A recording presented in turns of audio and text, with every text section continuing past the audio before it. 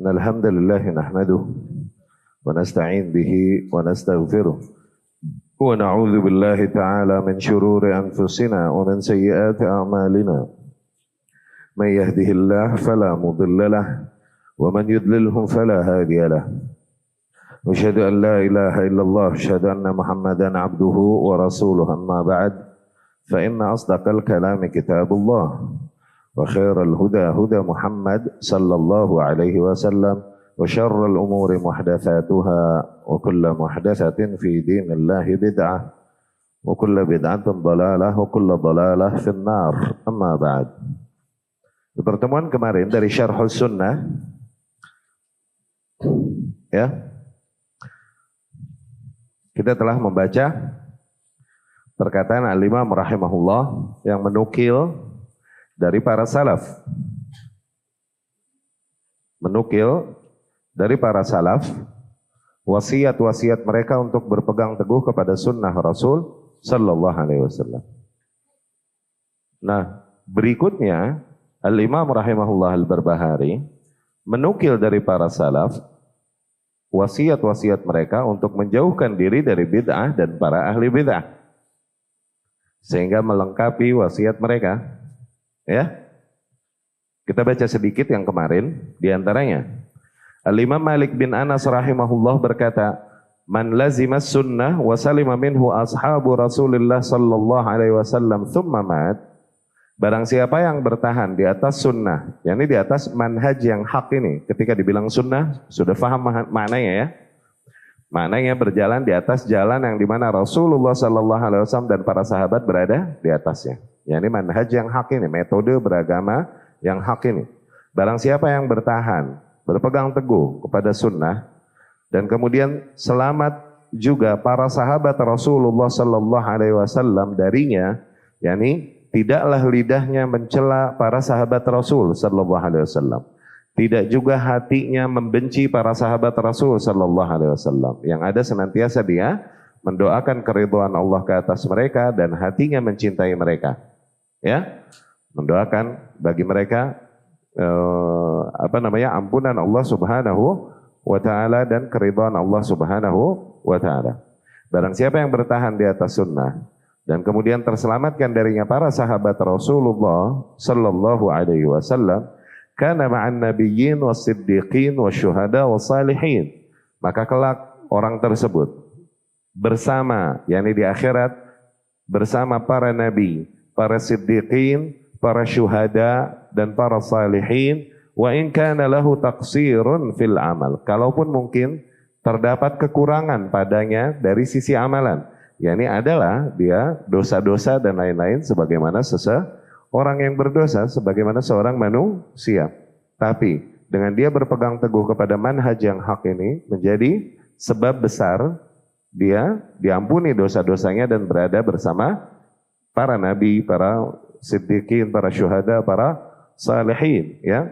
Dikarenakan kecintaan mereka, dikarenakan kecintaannya kepada para sahabat Nabi sallallahu alaihi wasallam, itu menjadi kelak penghapus bagi dosanya, karena Rasul bilang sendiri sallallahu alaihi wasallam, almar'u ma'aman ahabba yaumal qiyamah. Seseorang kelak di hari kiamat itu dia bersama mereka yang dicintainya. Seseorang di hari kiamat nanti bersama mereka yang dicintainya. Tuh.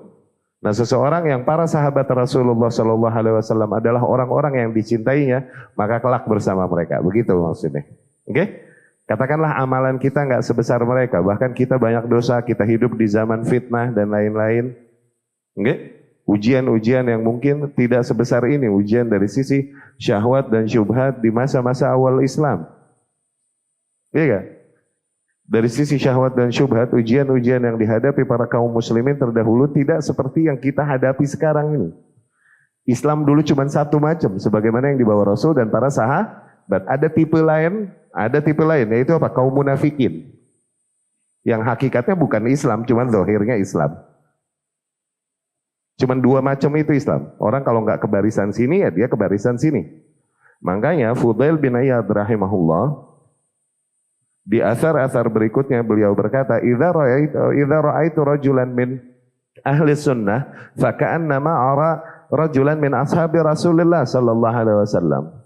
Ketika aku melihat seseorang dari antara ahlu sunnah, maka seolah-olah aku sedang melihat seseorang dari antara para sahabat Rasul sallallahu alaihi wasallam. Wa idza ra'aitu rajulan min ahlil bid'ah, dan ketika aku melihat seseorang dari golongan ahli bid'ah, faka'annama ara rajulan minal munafiqin, maka seolah-olah aku sedang melihat seseorang dari golongan kaum munafiqin, yakni yang dimana konsep dan metode beragamanya tidak bersama para sahabat dan Rasulullah sallallahu alaihi wasallam. Maka kemana mereka? Nggak ada pilihan lain kecuali kepada kaum munafiqin pada saat itu. Ma'adallah. Nah, seseorang ketika dia bertahan di atas hak ini dan kemudian menghadapi apa yang dihadapinya, bahkan Rasul sendiri sallallahu alaihi wasallam mengkabarkan tentang orang-orang demikian, mereka mendapatkan pahala 50 kali lipat dari apa yang kalian dapatkan, ya. Ini dari para sahabat dapatkan. Nggih? Dikarenakan berpegang teguh kepada sunnah Rasul sallallahu alaihi wasallam di masa-masa sepeninggal Rasul sallallahu alaihi wasallam, yang dimana syahwat dan syubhat begitu besar mesti kita hadapi. Nggih? Nah, berpegang teguh kepada sunnahnya ini menjadi penyebab. Di antara penyebab-penyebab besar yang Allah berikan ampunan bagi kita dari sisi teknis. Tuh. Sisi teknis kita kurang-kurangnya itu diampuni oleh Allah Subhanahu wa taala. Ini maksudnya adalah, ini yang dimaksud wa in kana lahu taqsirun fil amal. Maka dia, orang tersebut kelak bersama para nabi, para syuhada, para salihin, para siddiqin, para syuhada, para salihin, kalaupun mungkin ada kekurangan dari sisi amalan, ya ini kalaupun dia punya catatan-catatan dosa. Demikian, ya. Nah, tadi juga berbicara tentang cinta. Rasul berkata, almar'u ma'aman ahabba yaumal qiyamah. Seseorang kelak di hari kiamat bersama mereka yang dicintainya. Anas ibnu Malik itu radhiyallahu anhu, ketika meriwayatkan hadis tersebut, beliau radhiyallahu anhu berkata, tidaklah aku pernah segembira ketika aku mendengar ini dari Rasulullah sallallahu alaihi wasallam. Kenapa? Karena demi Allah aku mencintai Abu Bakar, mencintai Rasul, mencintai Abu Bakar, mencintai Umar, mencintai Utsman, mencintai Ali.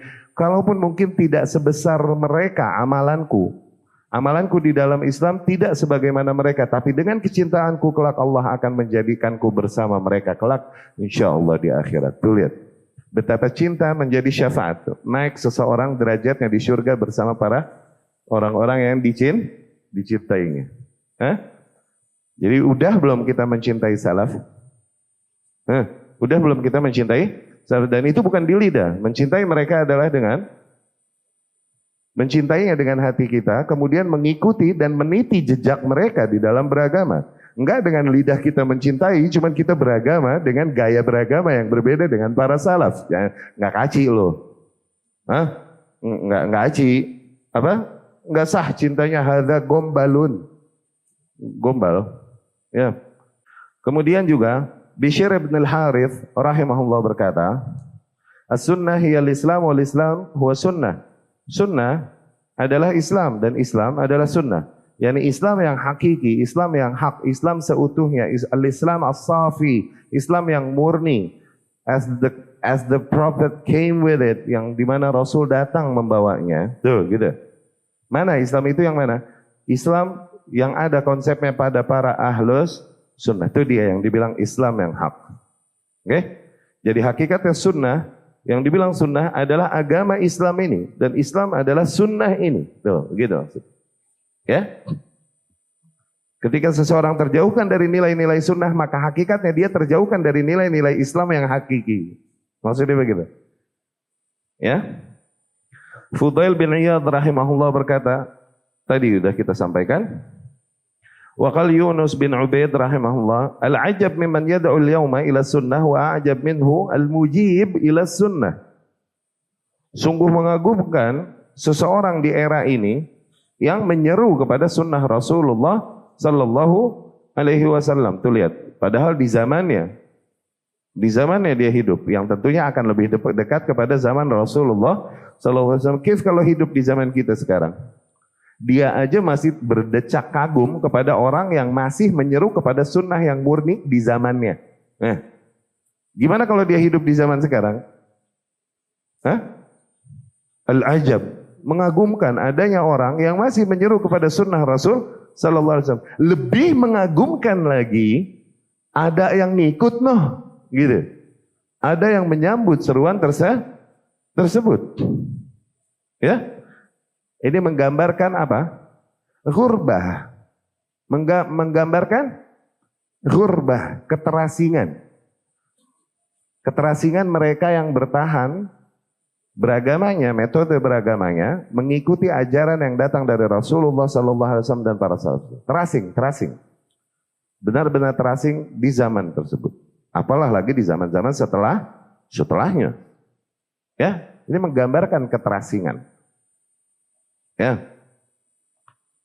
Dan sedikitnya orang yang mau mengikuti hal tersebut karena diujinya mereka yang berada di atas jalan tersebut. Seringkali mereka mesti anti mainstream.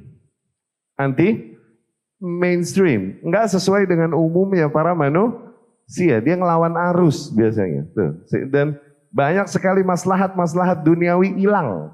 Maslahat-maslahat duniawi hilang dengan bertahan di atas konsep beragama demikian. Nahik. Nggak usah kau pedulikan. Mereka yang menyeru kepada sunnah, kemudian semakin mereka menjual nama sunnah, tapi kok semakin kaya dan jet set luar biasa dari kendaraan, pakaian. Sesungguhnya mereka jualan sunnah itu.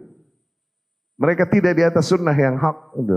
Jangan ente kusut mana yang ahlus sunnah dan salafi, mana yang ngaku-ngaku ahlus sunnah dan ngaku-ngaku salafi dan menjual nama ahlus sunnah dan salafi. Bukan, wallahi bukan, dikit.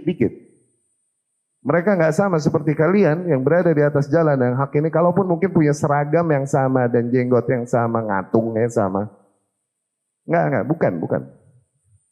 Kenapa? Karena kalau masih ada seseorang yang menyeru kepada sunnah, boro-boro bisa dia jual. Boro-boro dia bisa jual. Dia kasih gratis juga orang buang muka bisa jadi dari hak ini. Dia kasih gratis nih hak, bisa jadi orang buang muka. Kok bisa dijual? Hah? La. Mereka tidak berada di atas jalan yang sama dengan kita. Mereka kaum yang menukar agamanya dengan sedikit nikmat duniawi. Ya. Itu telah kita jelaskan di pertemuan yang kemarin-kemarin ya. Nah, kemudian perkataan Al-Imam rahimahullah, kana Ibnu Aun, dan setelah menegaskan wajibnya berpegang teguh kepada sunnah dan wasiat salaf untuk berpegang teguh kepada sunnah, di mana berpegang teguh kepada konsep yang hak ini, kepada manhaj yang hak ini adalah jalan keselamatan.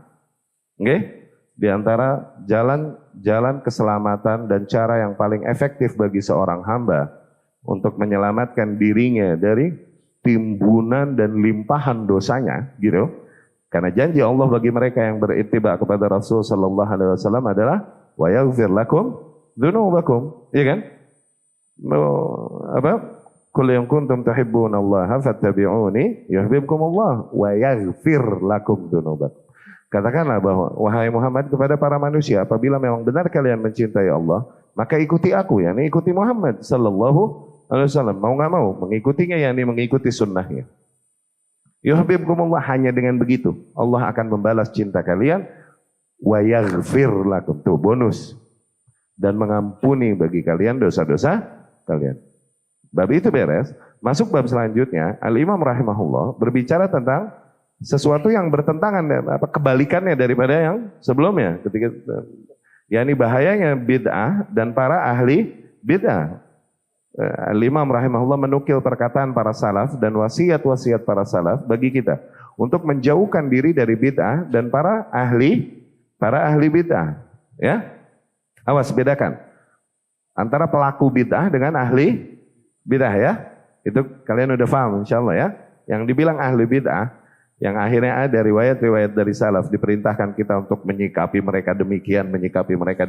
Ini ahli bid'ahnya, tokohnya, yang bisa meyakinkan manusia dan mencari dalil-dalil untuk membenarkan kebatilan yang dibawanya. Tuh ahli bid'ahnya. Oke? Dan seringkali harbi sama ahlus sunnah, yakni ofensif, menyerang ahlus sunnah dan dakwah ahlus sunnah. Ya. Qala al-muallif rahimahullah, al-imam rahimahullah berkata, wa kana Ibnu Aun rahimahullah yaqul 'indal maut. Ibnu Aun rahimahullah berkata ketika kematian menjelangnya. Tuh, indal maut yakni ketika dia menjelang wafat, ya. As-sunnah as-sunnah wa iyyakum wal bid'ah. Tuh wasiatnya. As-sunnah as-sunnah. yakni berpegang teguhlah terus kalian kepada sunnah. Dan jauhilah oleh kalian perkara-perkara yang bid'ah. Ya. yakni ilzamu as-sunnah. Berpegang teguhlah, bertahanlah di atas sunnah. Ya kan? Wa tamassaku biha. Wa iyyakum, yakni jauhi, ini peringatan. Wal bid'ah, yakni jauhilah oleh kalian perkara-perkara yang bid'ah, yakni perkara-perkara yang menyelisihi sunnah. Menyelisihi sunnah. Alsa bihadza 'indal maut min bad an-nasah lil ummah, ya. Wa qala Ahmad bin Hanbal, Al-Imam Ahmad bin Hanbal rahimahullah bercerita, mat rajulun min ashabi, seseorang di antara para sahabatku meninggal dunia. Seseorang di antara para sahabatku meninggal dunia, yakni di antara tokoh-tokoh yang juga bertahan dan menyeru kepada sunnah di masa Imam Ahmad bin Hanbal. Seseorang di antara sahabatku meninggal dunia, walam yusammi, dia enggak sebut namanya. Oke? Faru'ya fil manam, kemudian dia ditemui di dalam mimpi, yakni seseorang bertemu dengannya di dalam mimpi. Seseorang bertemu dengannya di dalam mimpi. Faqal, dan orang tersebut, yakni sahabatku tersebut berkata di dalam mimpi itu, berpesan, qulu li Abi Abdullah, sampaikan oleh kalian kepada Abu Abdullah, yakni kepada Imam Ahmad bin Hanbal rahimahullah, alaika bis sunnah, ya, agar kau terus berpegang teguh kepada sunnah, agar kau terus berpegang teguh kepada sunnah. Fa inna awwal ma sa'alani Rabbi azza wa jal anis sunnah. Karena sesungguhnya ternyata hal pertama yang Allah tanyakan kepadaku adalah tentang sunnah. Allahu Akbar. Mintai pertanggungjawaban itu tentang sunnah. Ya. Yani, bagaimana mempertemukannya? Seseorang di dalam ketika meninggal dunia tentunya ditanya man rabbuk, man nabiyyuk. Itu kan? Oke. Seseorang yang dia mungkin berkata la ilaha illallah di dunia, namun terjadi padanya banyak kesyirikan. Kalaupun lidahnya mengucapkan la ilaha illallah, dikhawatirkan nanti nggak bisa juga dia menjawab ketika ditanya siapa Rabbmu. No. La adri, aku tak tahu. Sami'tun nas, aku mendengar para manusia berkata Allah, maka aku ikut berkata Allah. Tuh, takutnya jadi yang begitu, dikhawatirkan demikian. Karena tauhid tidak berangkat dari, maksudnya tidak berangkat dari tauhid yang hak, yang ideal sebagaimana diajarkan oleh Rasulullah sallallahu alaihi wasallam. Ketika ditanya siapa nabimu, tuh, kalaupun dia berkata di dunianya asyhadu anna Muhammadar Rasulullah, cuman ternyata praktek beragama yang dia lakukan jauh dari tuntunan Rasulullah sallallahu alaihi wasallam, dikhawatirkan nanti nggak bisa dia menjawab dengan tegas bahwa Nabiku Muhammad sallallahu alaihi wasallam. Dia berkata, aku mendengar orang-orang bilang Muhammad, aku ikut mengatakannya. Tuh. Ya, itu maknanya. Hakikatnya dengan berpegang teguh kepada sunnah, seseorang berpegang teguh kepada kemurnian tauhid, kemurnian ittiba yang datang dari Rasulullah sallallahu alaihi wasallam, dan dia berpegang teguh kepada agama Islam yang hak yang dibawakan oleh Rasulullah sallallahu alaihi wasallam. Sehingga dia terhitung insyaallah termasuk orang-orang yang beriman yang dapat menjawab jawaban para malaikat yang ditanya oleh para malaikat dengan jawaban yang tegas dan kuat, tegar dia, teguh di dalam menjawabnya. Man rabbuk? Rabbi Allah. Siapa Rabbmu? Rabbku adalah Allah. Man nabiyyuk? Nabiyyi Muhammad sallallahu alaihi wasallam. Ma dinuk? Dini al-Islam. Dia bisa menyebutnya dengan tegas dikarenakan itulah nilai yang dia terapkan di dalam kehidupannya ketika di dunia. Dia berada di atas kemurnian tauhid, kemurnian ittiba, dan kemurnian agama yang hak sebagaimana dibawakan oleh Rasulnya sallallahu alaihi wasallam. Ya, wallahu a'lam. Syekh Shalih Al-Fauzan hafizahullah berkata, "Hadza rajul min ashab al-Imam Ahmad." Orang tersebut di antara para sahabat Imam Ahmad rahimahullah yang merupakan imam Ahlus Sunnah. As-sabir ala mihnah rahimahullah. Imam yang terkenal dengan kesabaran yang menghadapi ujian di atas akidahnya. Ya, yang Imam Ahmad menghadapi fitnah khalqul Quran. Sehingga diazab, dipenjara dan disiksa dikarenakan akidah yang dibawakannya. Mata faru'ya fil manam. Nah, sahibnya Imam Ahmad ini suatu hari meninggal dan kemudian ditemuilah dia di dalam mimpi. Fa'ausa man ra'a, dan kemudian dia mewasiati kepada orang yang bermimpi melihatnya tersebut, ayyuballigh, dia mewasiati, yakni menitipkan pesan agar ia sampaikan kepada Imam Ahmad bin Hanbal bi an yatamassak bis sunnah. Ya, agar ia sampaikan pesan kepada Imam Ahmad bin Hanbal agar al-Imam rahimahullah terus berpegang teguh kepada sunnah. Wa yaqul inna awwala ma sa'alani rabbi 'ani sunnah, karena sesungguhnya hal pertama yang Allah Rabbku tanyakan padaku ternyata tentang sunnah. Nah, fahadha fihi al-hath. Nah, di dalam riwayat ini terdapat hath, yakni terdapat cambuk bagi kita, dorongan bagi kita ala at-tamassuk bis sunnah, untuk terus berpegang teguh kepada sunnah Rasul sallallahu alaihi wasallam, wasabr 'alaiha, dan bersabar di atas jalannya. Tuh. Udah dipesenin dari awal suruh bersabar. Ini sebenarnya kabar bahwa mereka yang berada di atas jalan itu akan diuji. Makanya disuruh sabar dari awal. Iya kan? Dipesenin dari awal untuk bersabar. Mereka yang berada di atas sunnah. Maka seseorang yang smart, dia akan tahu, oh berarti mereka yang di atas sunnah akan diuji.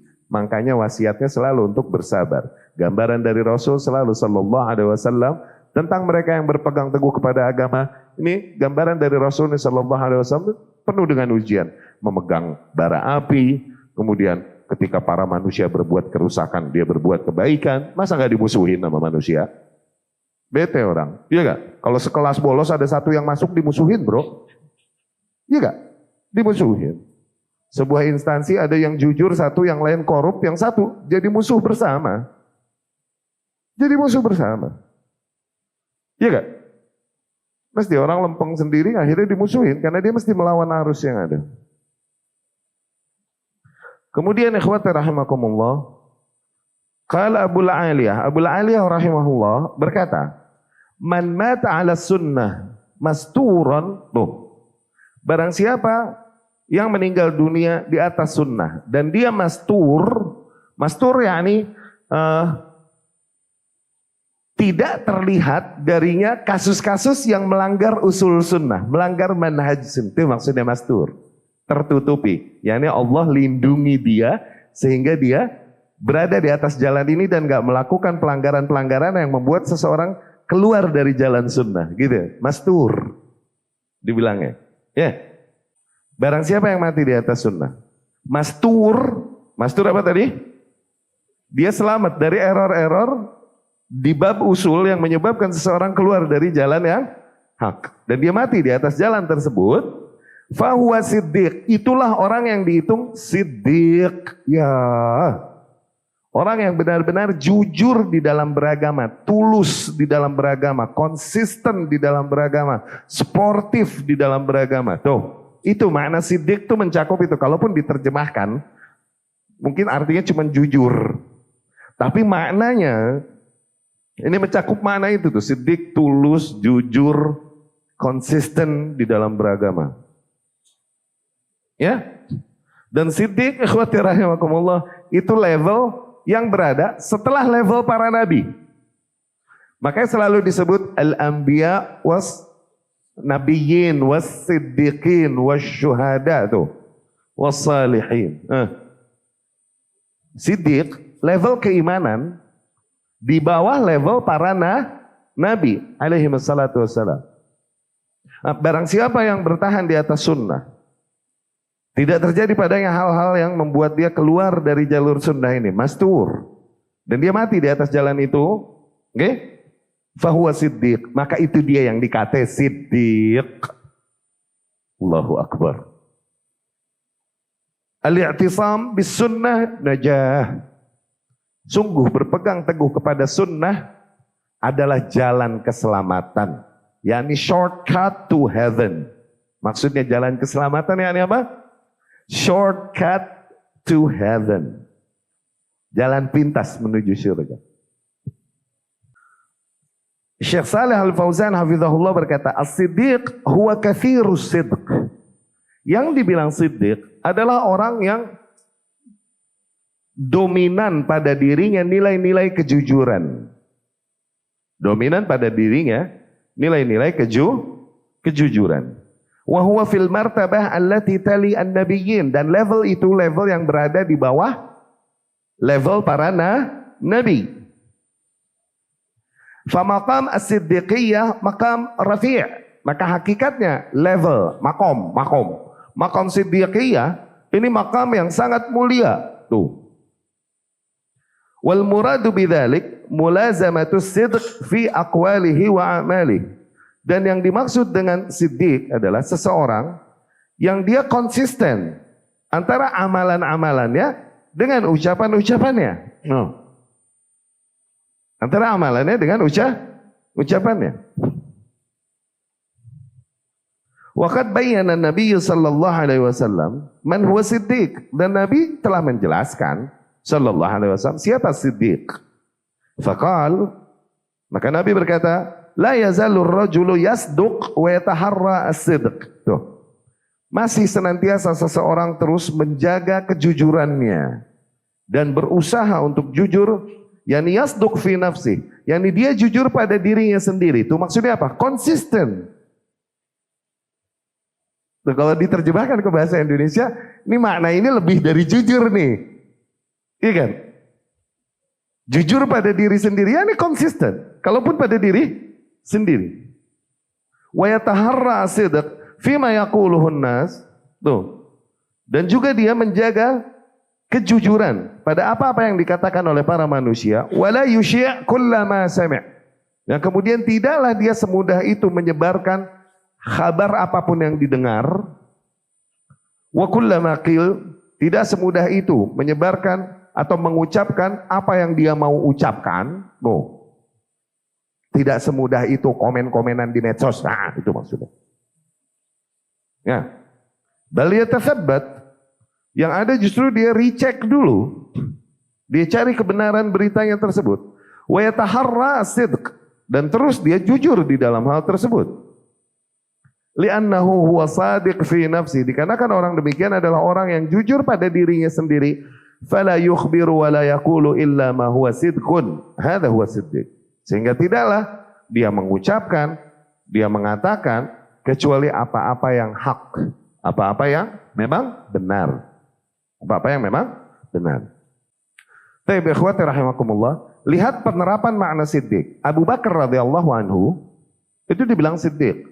Ini yani contoh konkret seseorang yang berada di level siddiq, yani Abu Bakar, yang Rasul sendiri menggelarinya as-siddiq.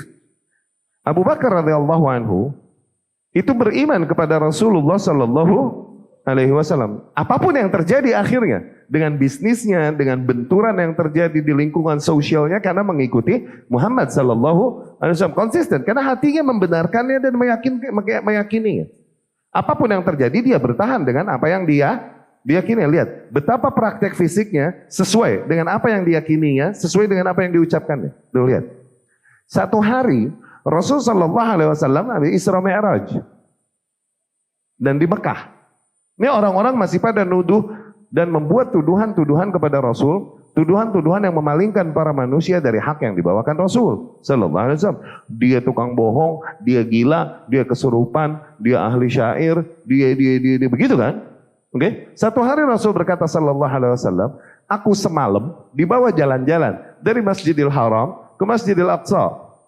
Dari Masjidil Aqsa ke Sidratul Muntaha, nih berhenti langit ini ketemu nabi ini, langit ini ketemu nabi ini, langit ini tuh bolak-balik antara Musa alaihi salam dan Allah, kemudian balik lagi ke Masjidil Haram semalam. Ini buat kaum musyrikin jadi bahan olok-olokan. Dan berkata, tidakkah kau lihat gilanya Muhammad sallallahu alaihi wasallam? Dan orang-orang akhirnya menyampaikan kabar ini kepada Abu Bakar. Tidakkah kau tahu apa yang dikatakan sahibmu itu? Apa? Kata Abu Bakar, dia bilang katanya dia mengalami peristiwa demikian dari Masjidil Haram ke Masjidil Aqsa ke dalam satu malam ini. Abu Bakar radhiyallahu anhu, dia hatinya mengimani Rasul, lidahnya mengimani Rasul sallallahu Akhirnya sikap yang diambil adalah sikap sebagaimana orang yang konsisten. Dia bilang, in kan qad qal faqad sadaq. Apabila memang Muhammad yang bilang begitu, sallallahu alaihi wasallam, maka benar berarti. Karena dia tahu nggak pernah bohong. Iya kan? Faqad sadaq, maka jujur berarti, karena dia nggak pernah berdusta. Lihat, ketika orang-orang mikir untuk membenarkan Muhammad. Kenapa? Kalau membenarkan Muhammad berarti ikut dimusuhin nih. Gitu. Berarti ikut ditindas nih. Berarti ikut ini. Bahkan yang ikut beberapa mental lagi. Gara-gara mendengar terus. Yang udah beriman kepada Rasul mental. Kenapa? Ngedengar peristiwa Isra Mi'raj. Tapi Abu Bakar radhiyallahu anhu seenteng itu mengimani apa yang dikhabarkan Rasul sallallahu. Konsistensi. Mana makna jujur di situ? Mana makna jujur di situ dalam artian jujur bahasa Indonesia? Dalam artian jujur lawan kata bohong. Hah? Mana makna jujur di situ? Itu maknanya konsisten. Dari situ digelari siddiq. Hah? Maka seorang ahlu sunnah yang yataharras, dia disiplin berpegang teguh kepada kaidah-kaidah, qawaid dan dhawabit ahlu sunnah. Jangan lidahnya membacakan usul ahlu sunnah, wajib taat kepada penguasa, nggak boleh doakan keburukan, nggak boleh ini. Tuh, yang dibacakan kitab demikian, tapi prakteknya yang ada dia mengingkari penguasa. Tuh, ini nggak jujur dalam beragama, paham nggak lo? Yang dibacanya, yang diajarkannya, wajib menjaga keikhlasan, hindari ria dan lain-lain. Tapi prakteknya ada pencitraan. Tuh. Ini nggak jujur. Kalau dia jujur dalam beragama, aturan jangan begitu loh. Maknanya, kalau dia konsisten di dalam beragama. Iya gak? Yang dibacanya kitab-kitab ulama, hati-hati dari ahli bid'ah, hati-hati dari ahli bid'ah, jauhi ahli bid'ah ini. Tapi prakteknya, majelis bareng, ngisi bareng, acara bareng sama ahli bidah. Orang-orang yang dia udah tahu bahwa mereka melanggar usul-usul ahlus sunnah, masih dia nyemplung di situ juga. Lah, mana kejujurannya di dalam beragama tuh kalau mau dibahasakan jujur? Maksudnya adalah mana konsistensi lu di dalam beragama? Tuh gitu aja. Dapat gak makna jujur sini? Sidq. Hah? Konsisten di manhaj. Disiplin megang manhaj. Itu yang menjadi sebab datang ampunan-ampunan Allah buat dosa-dosa teknis kita. Ya? Sehingga kau tahu siapa yang harusnya kau cintai dan di lapangan beneran orang itu kau cintai. Siapa orang-orang yang harusnya kau berlepas diri darinya dan di lapangan beneran kau berlepas diri darinya. Itu bukan cuma materi-materi atau maklumat-maklumat yang diketahui dan dibacakan di kitab dan enggak diterapkan di lapangan dakwah. Kan yang sering kali terjadi begitu kan? Ini orang kan tahu ya haramnya begini. Kok di situ masih begitu sih dia kelakuannya tuh? Kan? Dapat gak maksudnya? Diterapkan kepada fenomena yang terjadi di lapangan sekarang. Dia kan tahu ya, nggak boleh bermanis-manis dengan ahli bidah. Kok foto-foto sama dia sih? Ini tuh lihat. Paham nggak? Dapat ya? Maksudnya sidq, gitu. Jujur dalam beragama. Oke? Dapat ya? Bisa difahami insya Allah ya? Ada yang lagi dai, lagi tawaf sambil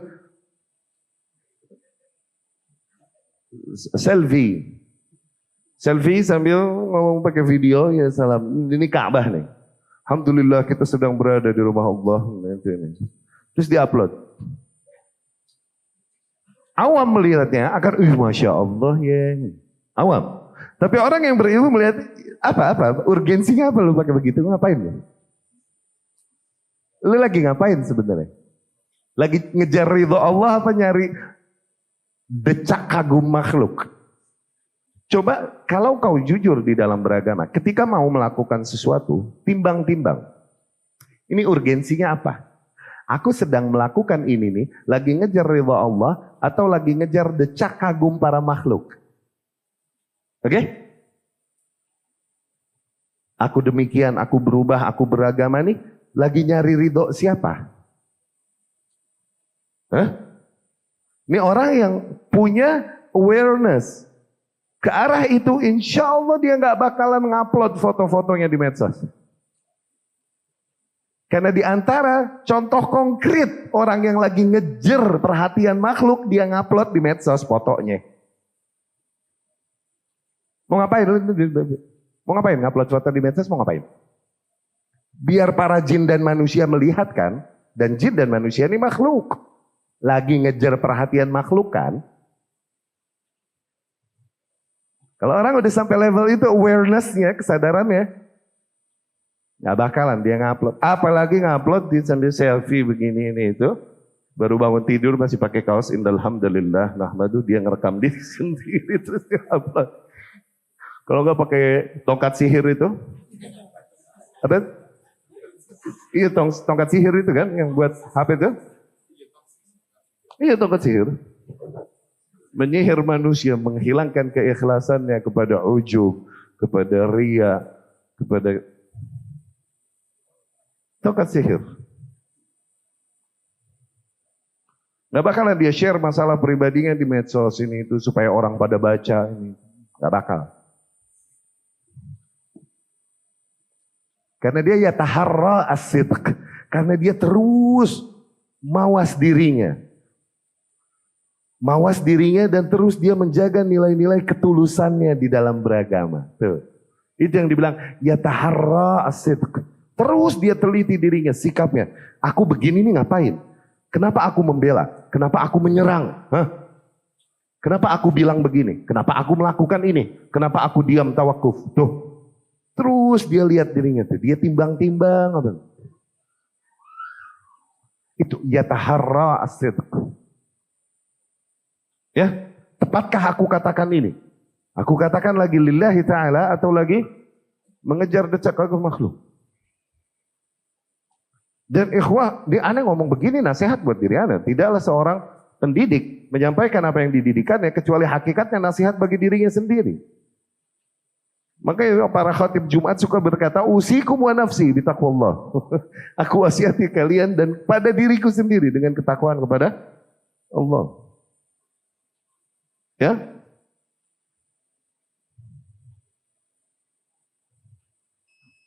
Mata ala sunnah. Mati di atas sunnah, ay mutamassikan bil Islam. Maknanya berpegang teguh kepada agama Islam. Al-murad bis sunnah al-Islam. Maknanya sunnah ini adalah Islam. Udah dijelaskan tadi ya. Islam yang mana? Oke. Nah. Man mata ala dzalik masturon, barang siapa yang mati di atas hal tersebut dan dia mastur, yakni lam yatabayyan minhu syai'un yukhalif, tuh. Enggak terbukti darinya sesuatu yang sifatnya menyelisihi sunnah tadi, enggak ngelanggar usul-usul sunnah. Fa innahu yamutu siddiqan. Yang kayak gitu dia mati as a siddiq, sebagai seorang siddiq. Ya. Wa qawlu al-i'tisam bis sunnah najat. Berpegang teguh kepada sunnah adalah najat. Yang ini keselamatan. Perkataan Imam Malik kemarin kita sampaikan. Sunnah safinatu Nuh. Sunnah ini adalah perahunya Nuh alaihi salam. Man rakibaha naja. Barang siapa yang menaikinya, numpang, maka insya Allah dia selamat. Wa man takhallaf anha, barang siapa yang ketinggalan, gharik, halak, tenggelam, cilaka. Sunnah adalah bagai bahtera Nuh alaihi salam.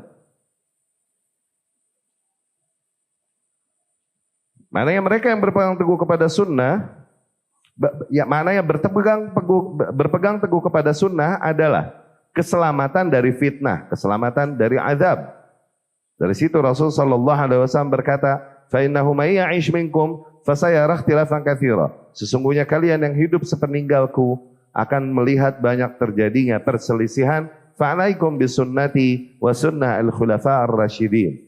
Maka agar kalian berpegang teguh kepada sunnahku dan sunnah para khulafa ar-rasyidin. Ya, ini jelas. Rasul mengkhabarkan akan terjadinya fitnah dan perpecahan. Dan Rasul memberikan solusinya untuk menyelamatkan diri dari fitnah dan dari perselisihan dan perpecahan tersebut agar seseorang berpegang teguh kepada sunnah. Berarti berpegang teguh kepada sunnah adalah berjamaah. Menyelisihi sunnah adalah berselisih, tafarruq, berfirqah. Patokannya pada nilai yang kau pegang teguh, nilai yang kau berada di atasnya. Itu persatuan dan perpecahan, patokannya tidak pada jumlah. Sebuah kaum banyak, kompak, tapi di atas jalan yang tidak sesuai sunnah, maka hakikatnya mereka di atas perpecahan. Tuh, seseorang kalau dia di atas sunnah, dia berpegang teguh kepada sunnah, maka hakikatnya dia berjamaah kalaupun dia sendirian. Antal jamaah wa in kunta wahdak. Engkaulah yang jamaah kalaupun engkau bersendirian. Ya? Syekh Al-Utsaimin rahimahullah berkata, ada saudara kita memberikan kemarin barusan.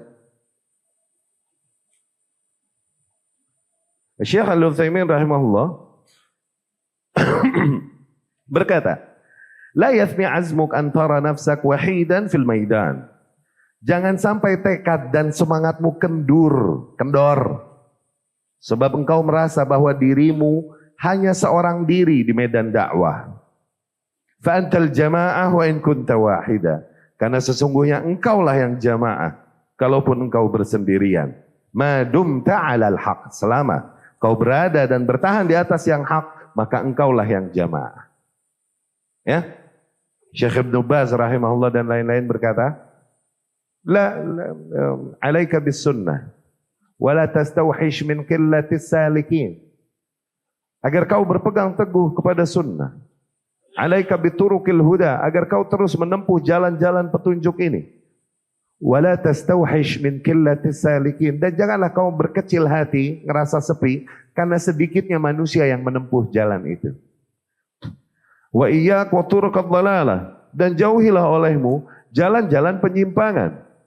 Wala yaghurrannaka kathratul halikin, dan janganlah kau tertipu dengan banyaknya manusia yang berada di jalan tersebut. Sesungguhnya mereka celaka. Aku qauli hadza wa astaghfirullah li wa lakum.